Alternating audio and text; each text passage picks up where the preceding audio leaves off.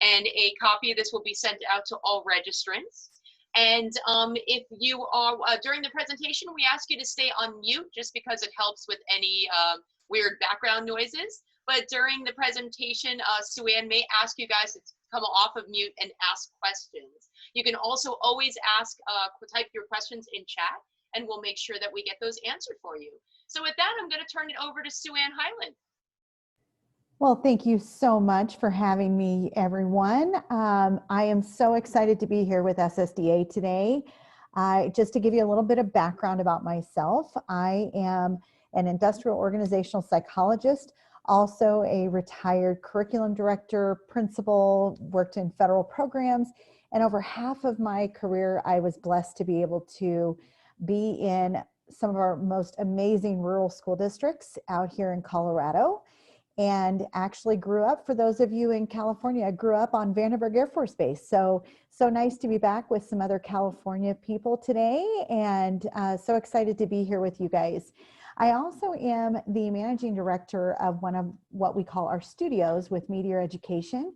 And Meteor Education is a wonderful company who works to provide just amazing high impact learning environments and support for educators in those environments. And our #1 goal is to just supersize engagement. That is what we are all about. Today, though, I am so blessed to be here to chat with you guys about Generation Z. And I know we advertised it as Generation Z, but I'm going to toss in a little bit about Generation Alpha. That is our next newest generation to join our classrooms. And this year they are joining in, as you guys are well aware, in some of the craziest times we've ever seen as educators. So really our two big essential questions for today are learning who these students are that are in our classrooms, and then how do we help our students recover from these COVID times that we're living in right now, and what can we do for them? In our next webinar, we're going to be talking about specifically to direct to staff, and talk about what we can do to help support our teachers, because we know this is definitely a time we've never faced before. So what I want you to do, and you can pop this in the chat if you want, or you can feel free to come unmute, and I want you to do me a favor and think about everything you know about Generation Z specifically, also called the iGen, and then maybe about these newbies that are coming in as Generation Alpha. What all do you know? Tell me some of those characteristics that you know about students today. And you can feel free, if you want, you can type into everyone, or you can just toss it into us over here at SSDA, and we can share those out, or even just specifically to me. So come on and let's do some brainstorming this morning, or this morning, goodness. What do we know about today's students? Yes, they do love their phones. Absolutely, Jody, that is true. What else? Are they proficient with their phones? Are they really great users of that technology? Oh, just got another one that talks about short attention span. Absolutely, absolutely. You know what? We're just going to have you keep typing those in, and we're going to get started, because I want to take you through a little bit of a literature lesson. All the way back in 1937, Laura Ingalls Wilder even talked about furniture in the classroom. She talked about what students needed in their classroom. And she talked about the long benches, and mounted at the back is the shelf. Every student had a primer. And then when you're ready to move to that next level, you moved back in the classroom. Well, if you take a look and you notice what these students are doing, they look very compliant, don't they? They look like they're all facing the right direction. They look like they're on task. Well, I would challenge us to really think, what is different about then versus now? Not a lot in some classrooms. Not all, because we've got some great things happening in some classrooms. But if you look at the way that we have our students, take a look at what's going on in the back row there. Every one of those students has one-to-one technology. We know they're proficient with it, but what do we do with it? They don't look very engaged, do they? What we want to do is we want to get this specific group of kiddos even more engaged in using that technology. But before we go and look at what we can do to help our kids and what they're like, what I want you to do is take a little set of notes on your paper. And I want you to think about your current classrooms. When we are in classrooms, and I know some of you are back full-time in person, which is absolutely amazing. I'm so excited for you. That is fabulous. What do things look like? What do you hear? What does it feel like? What are you hearing from the teacher versus the student? Whose voice do you hear the most? And I want you to keep these 3 questions in mind as we go through, because I want to see if maybe we can change a little bit of our thinking about maybe what should we be seeing? What should we be hearing and feeling in those classrooms? One very important thing, again, to us is student engagement. And I really want to challenge us to think, you know, we're facing this very different being that's going on right now, the state of education. And if you look back at some of the Gallup organization's studies, what they found is really as students got older, they were less engaged. So if you take a look at the green, that is engaged student, the gray is not engaged, and the dark gray is actively disengaged. If you notice, what happens as the kids get older? They get more actively disengaged. Now we're faced with this trouble of online, hybrid, back in, online again.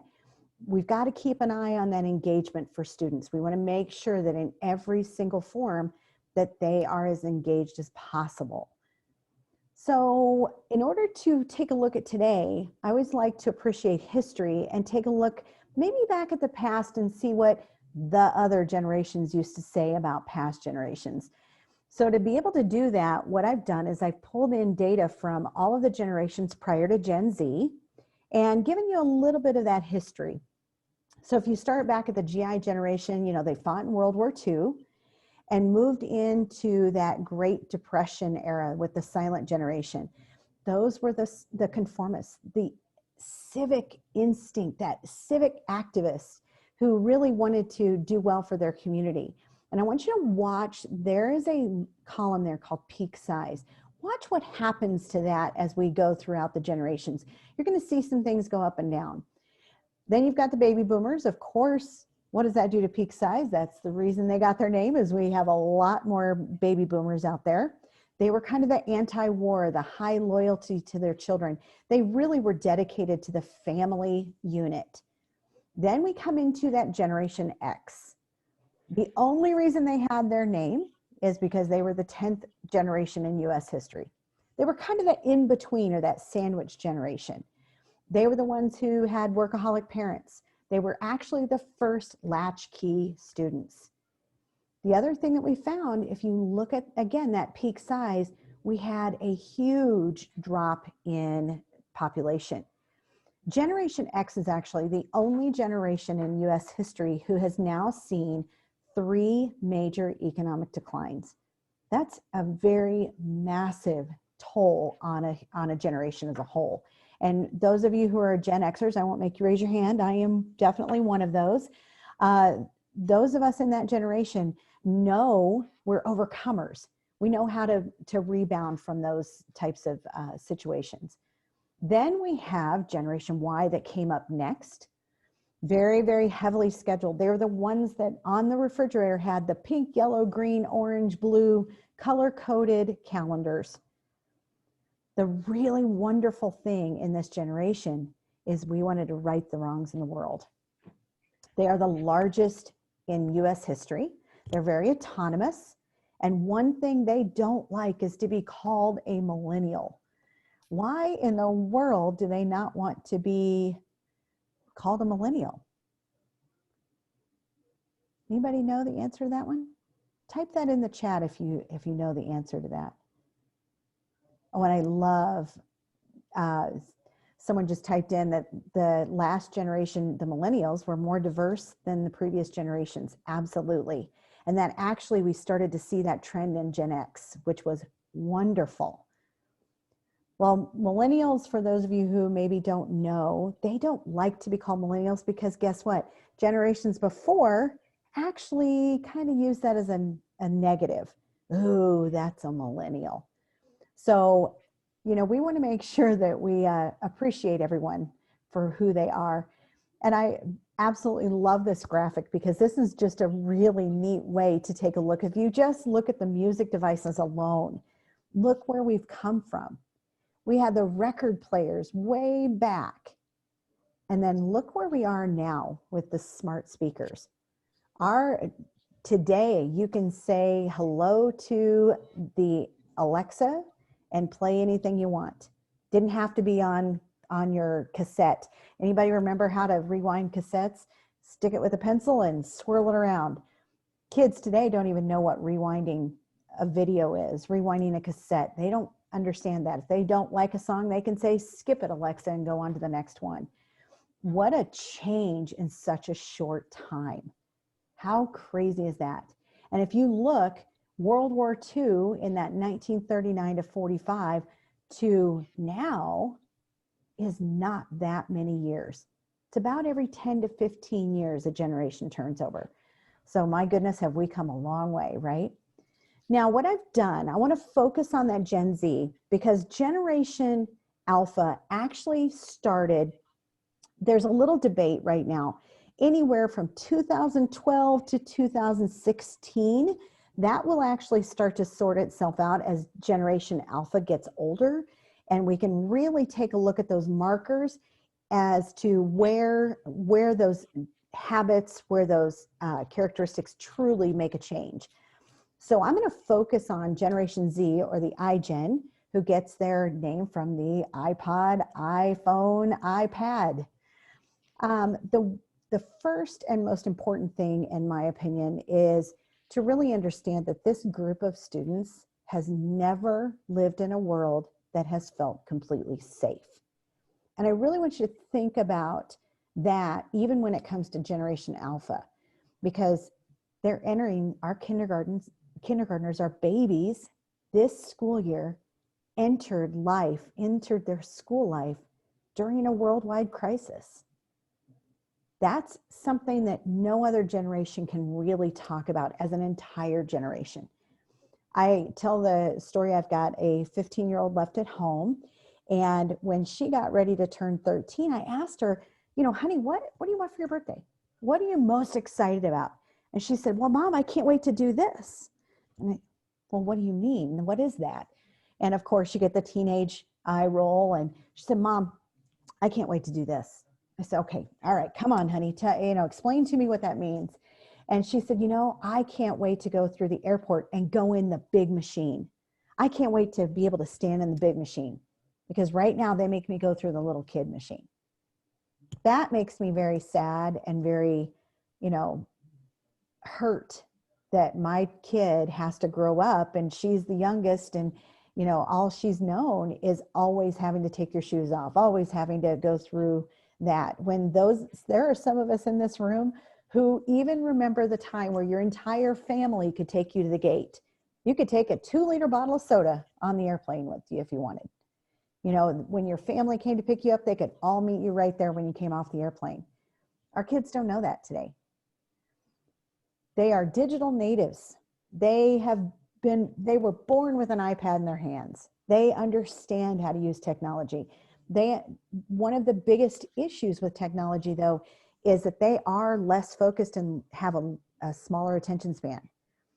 Versus the millennials, we've actually lost 4 seconds of attention span.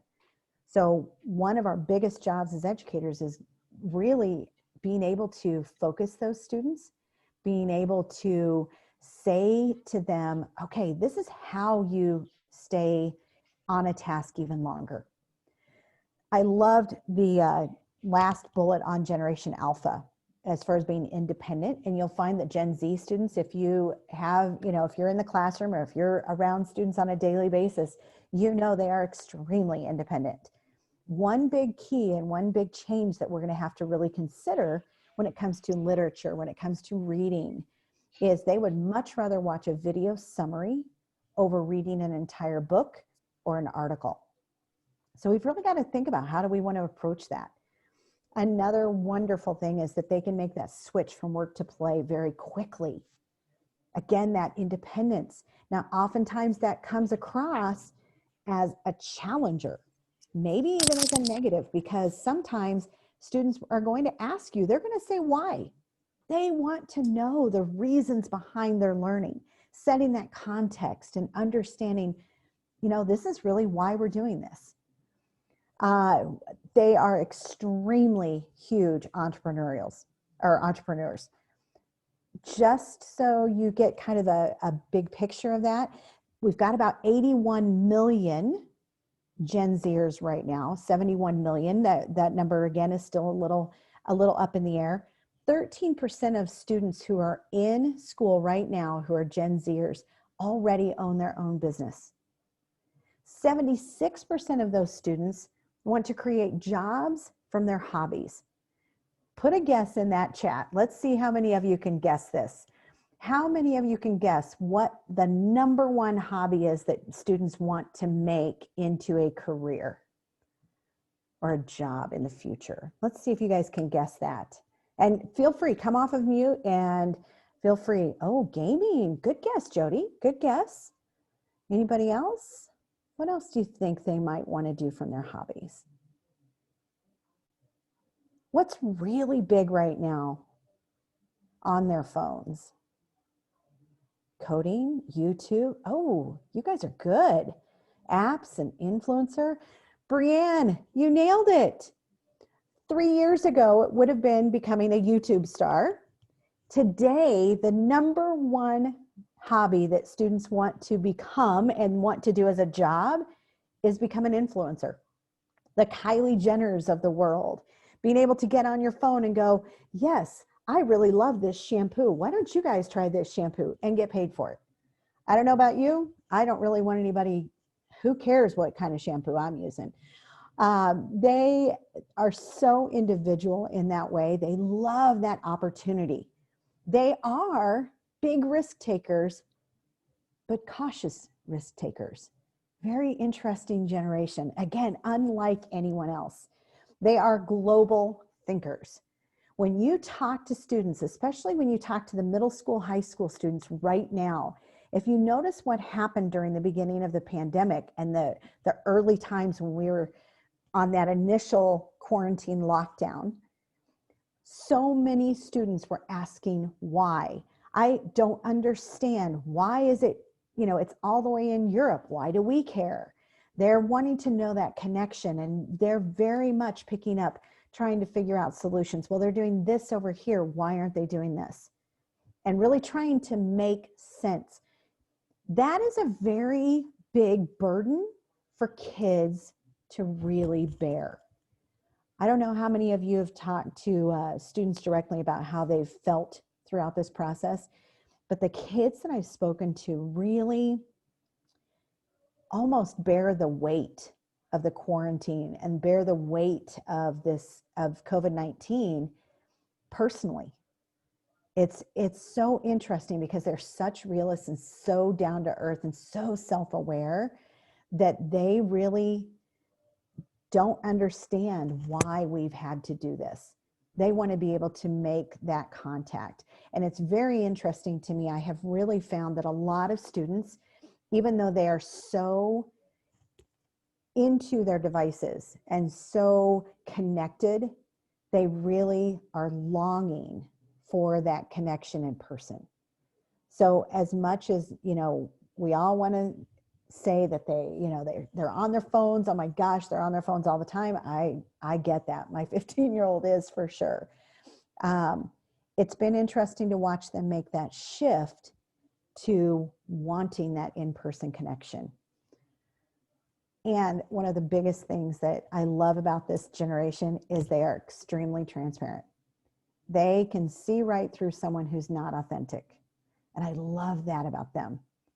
One other really interesting thing that I found in my research about Generation Alpha, and again, we don't know a lot about these kids. They're anywhere 9 to 6 years old at that beginning of stages of that generation.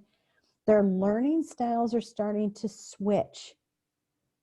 They're switching from that structural and auditory to really engaging, visual, multimodal. I saw we had somebody in here that's a PBIS coordinator. How wonderful is that to see that we're going to be needing to pay more attention to the multiple modes again. I'm so excited. To keep this in perspective and think about, what we've got coming up in the future, these kiddos need to be prepared. They need to be prepared to take on as many as 40 new jobs in 10 different careers. They're going to have to learn to retool. Now, it's very interesting. I found some new research on job skills and future workforce for Generation Alpha. And again, very early in their generation. But if you notice, look at them. 18 jobs in 6 careers for them. That's an interesting shift. That's a big drop for those kiddos. Most of their jobs have not even been invented yet. Who knew we would have, research in COVID-19 and research in clean air and research? We've got new things coming out every day. We even have a new product coming out that I personally don't even understand yet because it's a new way to clean air. How exciting. But again, some of those jobs haven't even been invented. So we want to make sure that the main focus of our skill sets for these kids is really shifting into that analytical thinking and that innovation. And if you notice, if you've never been on the World Economic Forum and you love research, I would definitely recommend you get on and spend some time. Oh my gosh, is it a great site? Well, what they do is they actually every few years go back and retool what are employers seeking in applicants. And I want you to take a look at the shift between 2015 and 2022 and look at those changes. Technology design, programming, complex problem solving. Some of those things that we've had in the past have not gone away. What you're going to see, though, is you're going to see more of a increase in emotional intelligence, social influence, critical thinking and analysis. So really taking a look at what students need when it comes to that. So what does it mean? It means we need to focus on student engagement. We need to find ways to make learning relevant to them, whether it's online, hybrid, in person, whatever it is. I want you to think of 3 different buckets for engagement. Relational, when it comes to peer-to-peer, adults, cognitive engagement, making sure that in the world, like in Gifted and Talented, they talk about that +1. So making it a little bit harder than what they can handle. Then agentic engagement, which is the most important. It's that personal initiative to own their learning. Now, it's been a little hard over the last 10 months to really take a look at these 5 things that the brain pays attention to. And I want you to kind of keep these sets of input in mind as we go, because they're going to have to look a little different.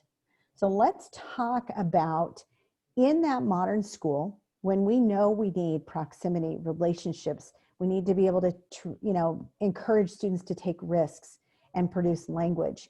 We know we need that flexible design in our schools. We need that safety and security. What in the world do we do now? And I always tell everybody, design and think to the future. Even when you design instruction, think to the future, make adjustments for the present. I personally can tell you I'm not a big fan of the new normal phrase, because this isn't normal. This is really something that we're having to make shifts. And it all boils down to the word crisis. We are in a crisis. What that means is it's a time of intense difficulty, trouble, danger. The bigger part of that definition, though, it's a time when difficult decisions have to be made. And the reason this is important is because we always are in that reflective process. We're always thinking about, things I did. What do I do next? Where do I go next? That gets impeded when we are in crisis. We really have the biggest impact during crisis on our own self-efficacy. It is, by definition, that belief in my own ability to perform the things that are necessary to reach a goal, to accomplish, to overcome a challenge. So when you're in a crisis mode, that really does press that self-efficacy down. And again, we're going to talk in the next webinar about staff and teachers specifically, but students are they very much struggle during a time of crisis because they are not able to complete the triangle in Bandura's social learning theory. What this learning theory says is it's a mental state that is vital to a person's ability to learn. It takes the individual, the environment, and the behavior together in order to make that, have that capacity to make a decision in crisis. So the reason that crisis is so tough on this is we've got 5 sources that we can gain self-efficacy from. We've got mastery experiences that happen in the classroom. That's that direct experience that it builds resiliency. That success builds things faster than, it builds self-efficacy faster than failure. You've got that vicarious experience. Well, when a student is online and sometimes isolated, because we know that we've got working parents, we've got parents who are in and out, we've got older siblings sometimes having to take care of younger siblings, you know, sometimes we've got students on their own. Vicarious experiences can't happen because we don't see others succeed. So when we see others succeed, we often look at that and go, hey, I can do that too. Then you've got that verbal persuasion, and our teachers are doing an amazing, amazing job trying their very best to interact with students online, interacting as much as they can when they get back in person. And I love that. You all know that that proximity, that look in the eye, that tap on the shoulder is that ability to really connect. Then you've got emotional and physiological states that happen. You know, it's how we judge our own self-efficacy. And if you notice that second bullet, stress reactions or tensions can cause us to doubt. How many of you have heard a student say that they don't know if they can do the work by themselves? How many of you have heard your teachers say they're not sure if they can do it?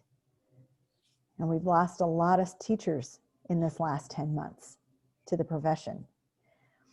The last way that we can build self-efficacy is through that imagination, that imaginal experiences. That's that visualization. Well, again, sometimes a little tough right now during crisis. Of course, teachers, you know, when we talk about that way and that way to help students in their social emotional learning and support, teachers can ease that way for them. Connection, conversation. I would encourage any staff member who is still online with students or even partially online, take that time to have a connection. Take that time to, you know, to talk about those little chit chat things that often happen in a classroom. Tell me about your day. Tell me about your favorite ice cream. Let's talk about your favorite, you know, whatever. Again, having that connection and that conversation. Then you're going to have to recreate those norms for psychological safety, being optimistic in that environment, no matter what the environment is. Then another great way is having the students be able to speak up and ask questions, feeling connected. Oftentimes we can even, you know, put up a hand signal and give me a 1, 2, 3 on how you're feeling. Do a fist to 5 on how confident you feel. Using any kind of sources that you can, whiteboards.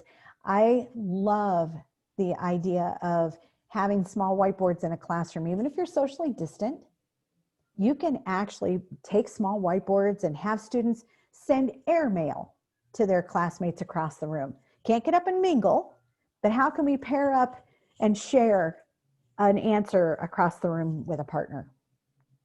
Another great way is really making sure that your staff is learning and understanding that trauma-informed learning. Why and how does that impact?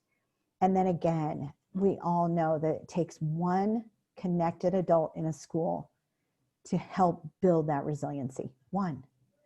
So how can we create some office time? How can we create that connectedness even if we have to be physically apart? Now, one thing I want to really, again, call our attention to is that autonomy at home has become a reality for most students. So in order to encourage a generation who loves autonomy, but who might be struggling with that, because we all know that frontal lobe is not fully developed yet, So we know that they don't have that forethought and that ability to really rationalize yet until they're about 21, 22 for a girl and about 24, 25, 26 for a boy. So how do we facilitate that autonomy? How do we encourage that and using it for positives? Invite students to the table. We want them to lean in. What did they learn about themselves being quarantined? What did they learn about their family? What did they learn about their own learning? How do they best learn? Taking that front of the room out of the classroom, putting that conversation and that collaboration back to work. Again, you might be physically distant, but I'm going to show you a couple of ways in just a minute that you can actually arrange your environment to keep the physical distance, but encourage collaboration. We want to give students that voice and choice again in their learning too, creating that agency.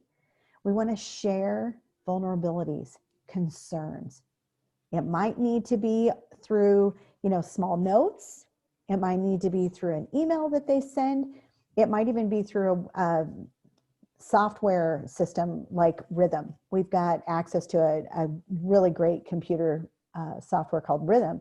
And that's a way that you can do a student check-in. So maybe that student check-in's on the computer. Maybe it's with a chart. Maybe it's with a sticky note. Encouraging that vulnerability, encouraging the concerns to be shared really teaches students that it's okay to be autonomous, but it's also okay to rely on someone else.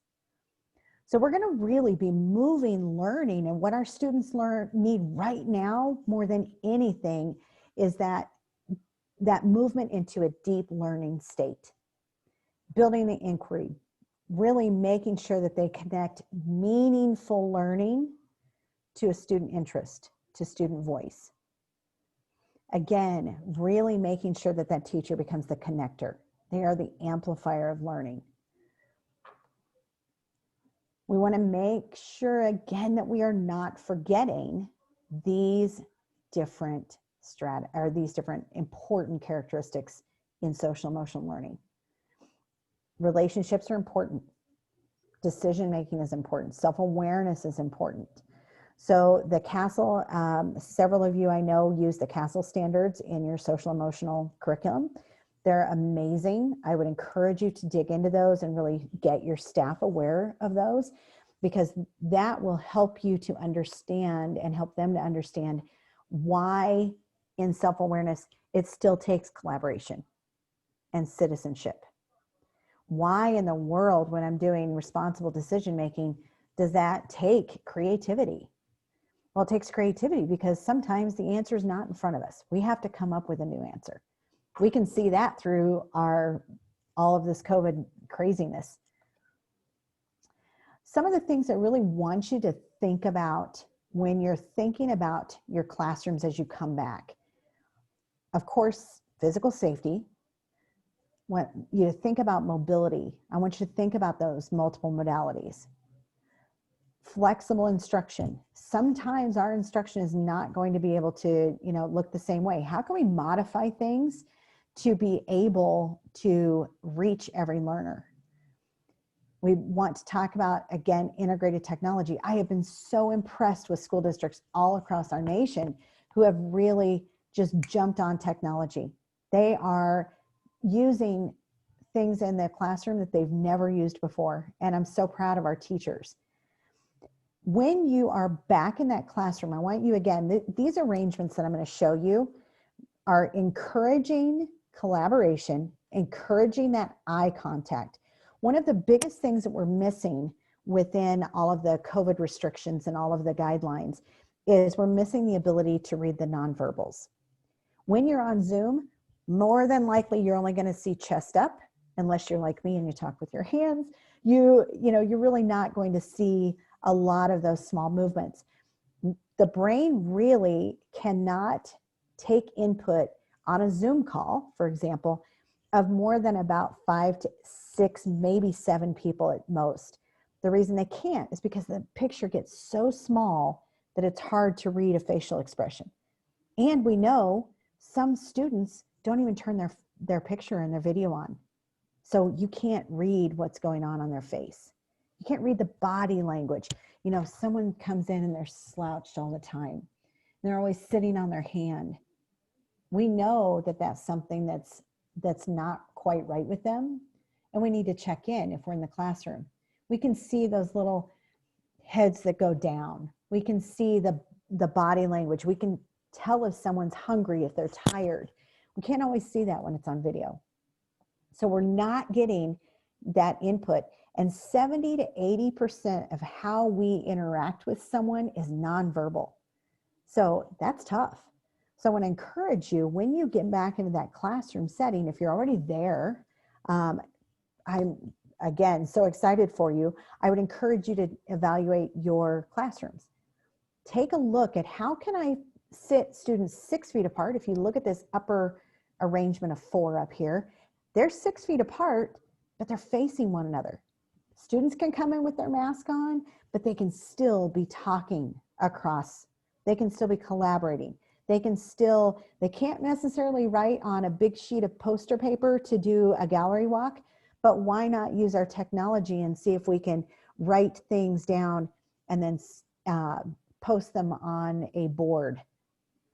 Could they write down on individual sticky notes and then have the teacher collect those and post those up?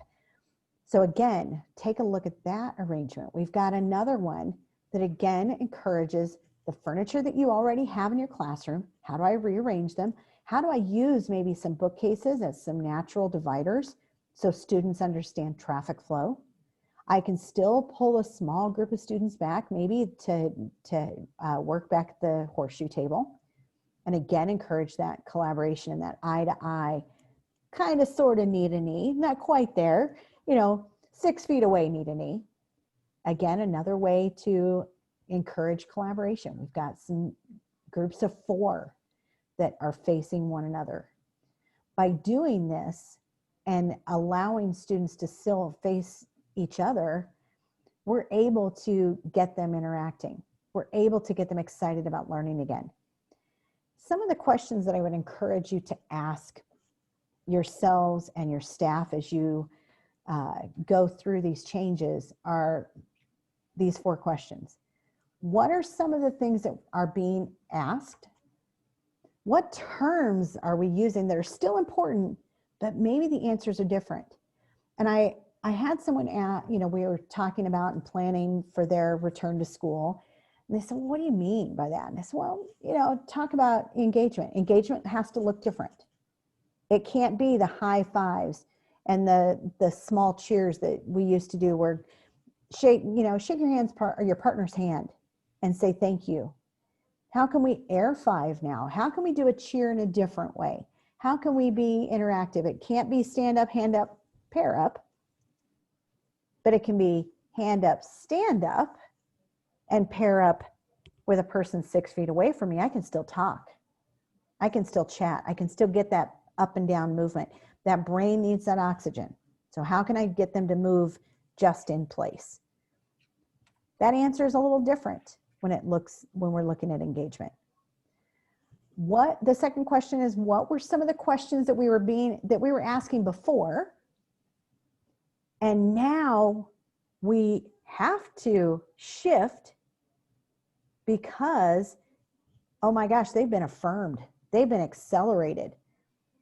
We weren't talking about technology use. We were a little bit, here and there. We talked a little bit of one-on-one technology, but boy, has it been accelerated for some districts. Some of those things that we knew that social emotional learning was so important for kids, so important for teachers. Boy, has that been affirmed now.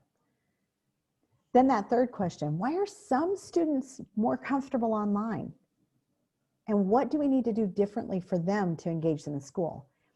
And I found one district's, they put out some district data, and they talked about the fact that they had 100% of their students engaged online. Well, my challenge back to them when I was working with them is, what does that look like? What does that really mean? How were they engaged? Were they all logged in? Absolutely. But were they talking? Were they feeling comfortable with their video off? Were they on? Were they asking questions? Were they advocating for their own learning? That's a hard question because we do know that some students who are maybe more introverted are more comfortable online. I tell everybody all the time, you know, my husband knows I use stories about him sometimes. He actually did not mind the COVID quarantine. He is very much an introvert and loves to be in that solitude and that comfort of home. So for him, it was not a big deal. I am a huge extrovert, and I know Gina here online is the same way. And boy, we both love people. That was hard for people like us. So was I more comfortable online? Not really. It was hard for me to make that shift. My husband, on the other hand, loved it and felt like he was more productive online. So again, really digging in with those students and asking them the question. I would encourage everybody to ask students because their voice really does matter. And, you know, the final question on there is, what new questions are we asking as educators and leaders? So many new things have come up. So many great questions on which curriculum is truly most important. Which tools do we love? Which tools are effective? You know, again, what types of assessments are we using to really find out where students are and what they know?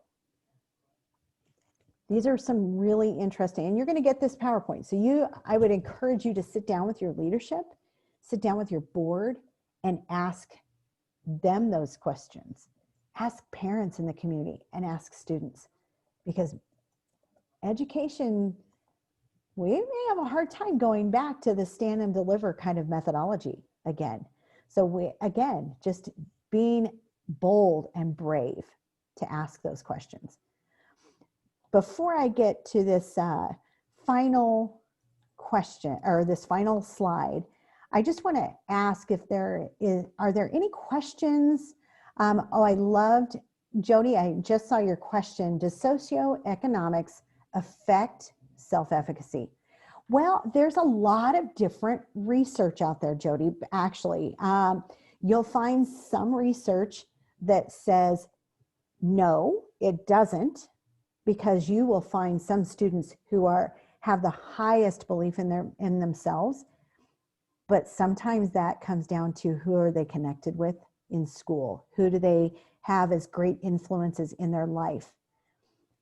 But I would tell you that when a student is not awarded the opportunity to have things like books in their home, when they have, you know, they try and try and try and try, and they keep getting shut down from that opportunity, that sometimes that can affect self-efficacy. I would tell you that self-efficacy is one of the few things that transcends every socioeconomic level, because what you will often find is even the students from the wealthiest of families are so pressed down and so pushed back into their box of, this is the family lineage, this is where we're going, and this is what you have to do, whether you like it or not. Sometimes that is really tough on kids too, and it really stops them.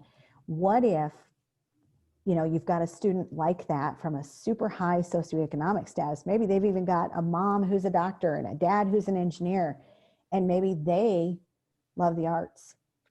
Maybe they don't have the, you know, the capability. Maybe they're just a kid who doesn't enjoy math and they'd rather do something in English, you know. That oftentimes can still affect their self-efficacy too, because they're not following in the parents' footsteps, you know. And when we look at that statement, that data earlier that said we don't even really know what careers are going to be out there, it's hard for us. I love that the head of Google said, stop asking kids what they want to be when they grow up. Ask them what problems they want to solve, because we're going to find out a lot of different things. That's a great question, Jody. I've actually never had anybody ask me that. That's a great question. Thank you. Anybody else have any other questions? Feel free to come off of mute if you want. And anybody else have any other questions? Okay, well, I'm just going to leave you this little letter, and let me give you a little context. Actually, before you start reading, I'm going to give you, oh, I just shut that down on you. I'm going to give you a little context. My daughter, again, is a freshman in high school. She's the youngest of three, so she's by herself, you know, with us when we went into quarantine, and unfortunately was one of those kiddos who had to lose all of those 8th grade, you know, little formals and all, and, you know, the end of her swim excitement, you know, and all of those wonderful things. Well, I sat down with her and really talked her through some of the things, of course, that I knew she was struggling with. And I said, honey, you know, your teachers are struggling too. And she said, well, Mom, I've got to do something about that. So, well, what do you mean? She disappeared for, you know, a couple of hours. And I came back and found out, and she actually emailed this to me. And she said, Mom, I took the time to email every one of my teachers. I was like, wow. I mean, who knew? You know, what a great opportunity to really listen to what she said. And I asked her if I could use this with her permission. And I want you just to read where her mind was. And I believe it really just says, again, what I would say to every one of you is thank you. Thank you for all you do. You know, I've been retired for 7 years now. And there's even a little tinge of guilt that happens from a retiree that says, oh, I should be able to go. I should be able to go and help, you know. But I want you to know that it doesn't go unnoticed. No matter what you hear in the papers, no matter what's going on, people notice. And you guys are doing amazing things. So I will leave you with this for just a minute, and then we'll take any final questions, and I'll let Corey wrap up.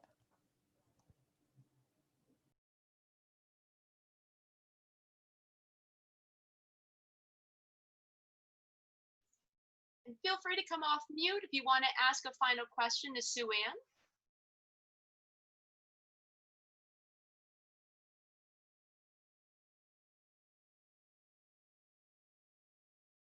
Well, I think you did such a good job that you answered everybody's questions.